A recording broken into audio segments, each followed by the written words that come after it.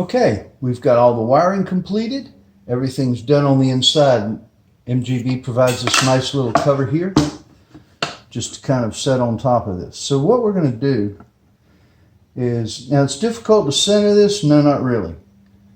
You're going to take one screw and then we're going to drill that hole, put the screw in, and then we will drill and mark the rest of these. Don't mark all four, drill all four, and then put them in, because you could be slightly off on one of them. So it's a lot easier to go ahead and just put one screw, get it in there tight, make sure it's in the proper position, mark these, rotate this out of the way, drill the other three, and then screw it down tight. The last touch to the instrument are these metal corner protectors. And these basically keep the edges of your wooden body from getting chipped and dinged and things like that. So they just fit right on the corners, and then they each have these small screws that fit on there. So it's really, really easy and simple to do so. You simply place the corner into position, place the screw in, and you're done. So I'm going to go ahead and get all 8 corners on here, and then we're going to put some strings on, and then we are going to make some beautiful music. So onward and upward, really close. We've got the instrument finished. We've got the back cover screwed on, we've got all the corners put on, and we've got the strings put on. So we're ready to go, but let me show you a little trick here that you may want to try, depending on how your neck angle sits with the top of your body. But you remember we had to put a small shim that's supplied with the kit under the bridge so that it would raise it up enough to give us adequate clearance here. Well, the second thing you may want to do, and this isn't included in the kit, but you may want to make one. It's pretty easy. You can make it out of cardboard, hard stock, laminate, thin piece of wood, plywood. It's a small 1/8" thick shim to fit under the bridge pickup to raise that up. The reason you do that is because with both pickups like this, the closer the pickup is to the string, the louder it is. But the closer to the bridge that the pickup is located, the softer it is. So the bridge pickup just by nature is going to be quieter than the neck pickup.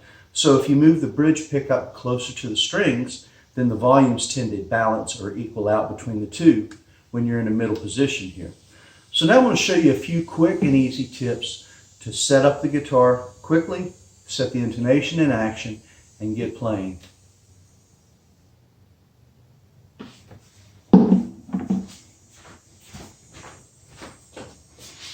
So the first thing that we're going to need to do is set the action. Now the action literally is defined as this. It is the clearance from the underside of a string to the top of the fret. That is the amount of distance that you have before the string frets. All right, so what you really want to do is get each clearance measurement from the underside of each string to the top of the fret identical, and then therefore it'll be a uniform press down to fret a note, and everything will feel equal. All right, so for me personally, there's only 2 little tools that you need to do this. One is provided with the kit. It's this small Allen wrench, and this Allen wrench fits into these 2 Allen screws that are on each saddle that lower and raise and tilt the saddle itself, okay? So the second thing you're going to need is a fine ruler, a 6-inch ruler. This is capable of measuring to 1/10 of a millimeter or a 32nd of an inch. So what we want to do is we want to measure from the underside of the string to the top of the fret, and ideally the lowest clearance that feels really good for this instrument is going to be about 2 millimeters, okay? So using your wrench that's supplied, you merely raise this or lower this until you get the desired 2 millimeters of clearance. There we go. Once you've got that clearance set, then you want to duplicate that measurement and adjustment for each string location. And then go back, check them all a second time. But you should have 4 strings all set with the exact same string clearance, or the exact same action. Now we're going to get on to intonation here. Setting the intonation is very easy. It's a basic principle that states that the 12th fret is halfway between the bridge and the nut. So therefore, the 12th fret pressed down versus the open string need to be the identical note. So what you want to get is a small tuner like this.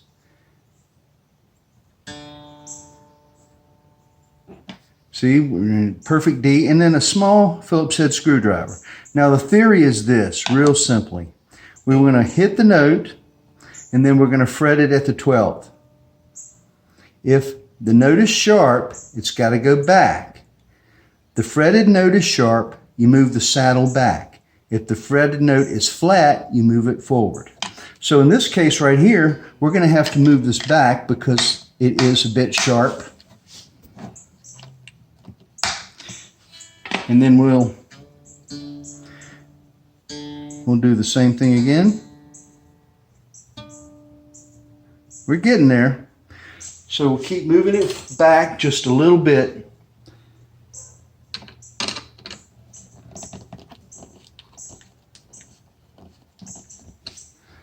There we go.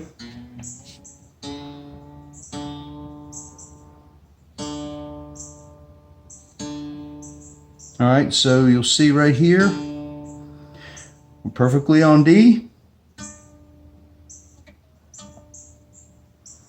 And we're getting there.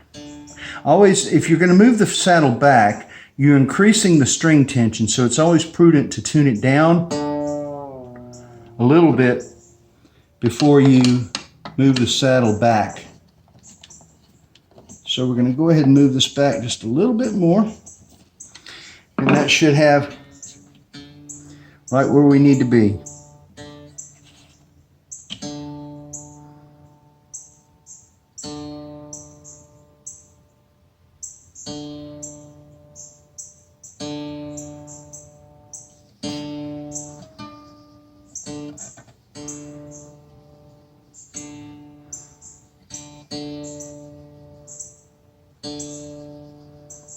Straight on D.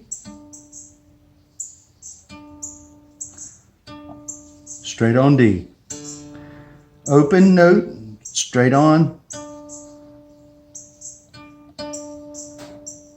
Fretted note, straight on. So that note is now string that has the action set and intonation set. And then we'll just repeat the same process for the next string, and obviously that's got to come back a bit. And then once you get all four of them adjusted, start over, check everything you've done, and make sure that it is indeed accurate, because the neck is made out of wood, so it's going to move a little bit. So we have a G there, still a little bit sharp there. And you'll just have to use each string individually, take your time, until you get the action set and the intonation set.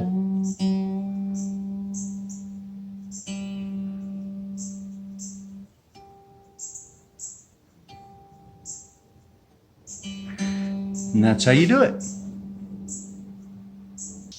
The fit and precision of the MGB components basically does it all for you. You just got to follow these easy instructions that I've laid out for you, and in a matter of no time at all, you're going to have your own guitar.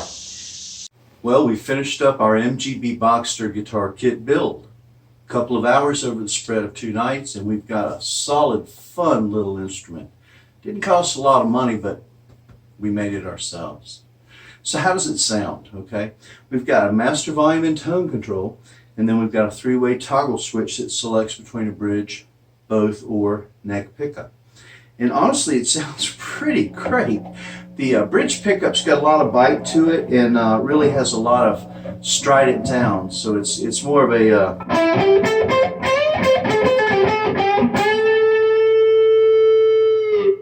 but the neck pickup is the one that I really love, because it really has got just a creamy sort of Eric Clapton woman tone to it. So it's like, you know.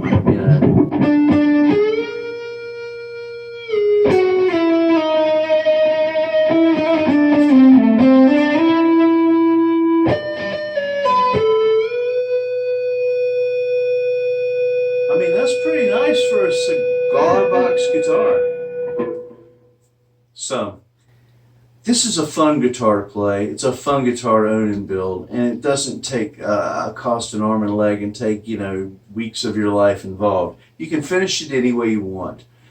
You can take Sharpies and have your kids draw their handprints or pictures all over it and then seal that with some clear lacquer. You could spray paint it a shocking pink color or a vintage sunburst, whatever you want. The MGB Boxter kit can become uniquely yours because you made it. Well, I appreciate you watching the videos, and if there's absolutely anything else that you need, please contact Mike and the gang at MGB Guitars, and they'll be glad to help you.